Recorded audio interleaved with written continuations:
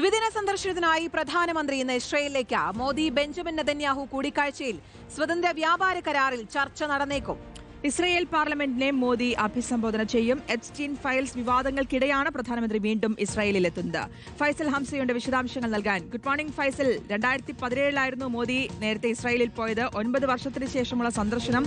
ഈ സന്ദർശന സമയം കൂടി ഇപ്പോൾ വലിയ വിമർശനങ്ങൾക്കടക്കം ഇടയാക്കിയിട്ടുണ്ട്. ഇതിന്റെ ഒരു പ്രാധാന്യം കൂടി ഉണ്ട് എന്നുള്ളതാണ്. എപ്സ്റ്റീൻ ഫയൽസുമായി ബന്ധപ്പെട്ട വിവാദങ്ങൾക്കിടെ മറ്റു വിവരങ്ങൾ എങ്ങനെയാണ് പ്രധാനമന്ത്രിയുടെ സന്ദർശനവുമായി ബന്ധപ്പെട്ട്? കീർത്തന, ശ്രുതി, ഗുഡ് മോർണിംഗ്. സൂചിപ്പിച്ചതുപോലെ തന്നെ വലിയ പ്രാധാന്യമുണ്ട് ആഗോളതലത്തിൽ തന്നെ പ്രധാനമന്ത്രിയുടെ ഇസ്രായേൽ സന്ദർശനത്തിന്. ഇന്ന് വൈകിട്ട് 4 മണിയോടെ, ഇന്ത്യൻ സമയം 4 മണിയോടെയാണ് പ്രധാനമന്ത്രി നരേന്ദ്രമോദി ഇസ്രായേലിലെത്തുന്നത്. ബെഞ്ചമിൻ നെതന്യാഹു നേരിട്ട് തന്നെ അദ്ദേഹത്തെ സ്വീകരിക്കാനെത്തുമെന്നാണ് അറിയുന്നത്. അതിനുശേഷം ഒരു ഹ്രസ്വ കൂടിക്കാഴ്ചയുണ്ടാവും നെതന്യാഹുവുമായി. അതിനുശേഷമാണ് ഇസ്രായേൽ പാർലമെന്റിനെ മോദി അഭിസംബോധന ചെയ്യുന്നത്. അത് വളരെ സുപ്രധാനമായ ഒരു കാര്യമാണ്. നെതന്യാഹു നേരിട്ടാണ് ഇത് പാർലമെന്റിനെ അറിയിച്ചിരുന്നത്.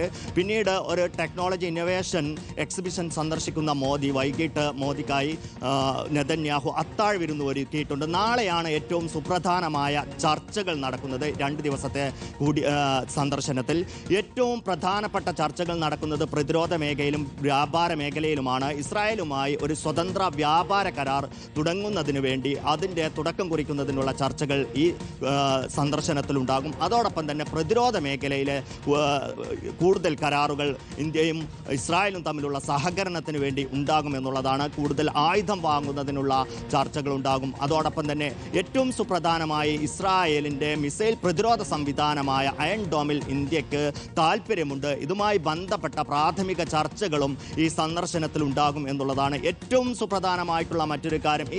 ഈ കൂടിക്കാഴ്ച അല്ലെങ്കിൽ ഈ സന്ദർശനം നടക്കുന്ന സമയമാണ്. 2 കാര്യം കൊണ്ട് അത് ശ്രദ്ധേയമാണ്. ഒന്ന്, എപ്സ്റ്റീൻ ഫയൽ വിവാദമാണ്. ആദ്യത്തെ ചർച്ചയിൽ 9 വർഷങ്ങൾക്ക് മുമ്പ് പ്രധാനമന്ത്രി ഇസ്രായേൽ സന്ദർശിക്കുന്നത് എപ്സ്റ്റീൻ വെളിപ്പെടുത്തലുമായി ബന്ധപ്പെട്ട് ഏറെ വിവാദങ്ങൾക്ക് വഴിവെച്ചിരുന്നു.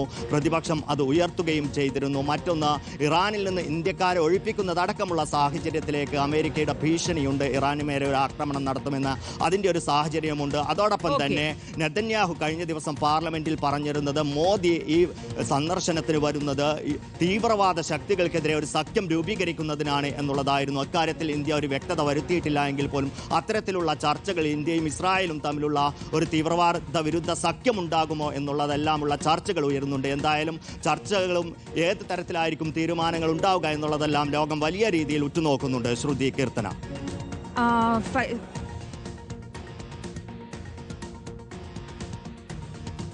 എന്തായാലും നിർണായകമായിട്ടുള്ള സന്ദർശനമാണ്. ദ്വിദിന സന്ദർശനത്തിനാണ് പ്രധാനമന്ത്രി ഇന്ന് ഇസ്രായേലിൽ എത്തുന്നത്. മോദി ബെഞ്ചമിൻ നെതന്യാഹു കൂടിക്കാഴ്ചയിൽ സ്വതന്ത്ര വ്യാപാര കരാറിൽ അടക്കം ചർച്ച നടന്നേക്കും. ഇസ്രായേൽ പാർലമെന്റിനെ മോദി അഭിസംബോധന ചെയ്യുകയും ചെയ്യും. എപ്സ്റ്റീൻ ഫയൽസ് വിവാദങ്ങൾക്കിടെയാണ് പ്രധാനമന്ത്രി ഈ സന്ദർശനം നടത്തുന്നത് എന്നതുകൂടിയാണ് ഏറെ പ്രാധാന്യം അർഹിക്കുന്നത്. ഫൈസൽ ഹംസയാണ് വിശദാംശങ്ങൾ നൽകിയത്.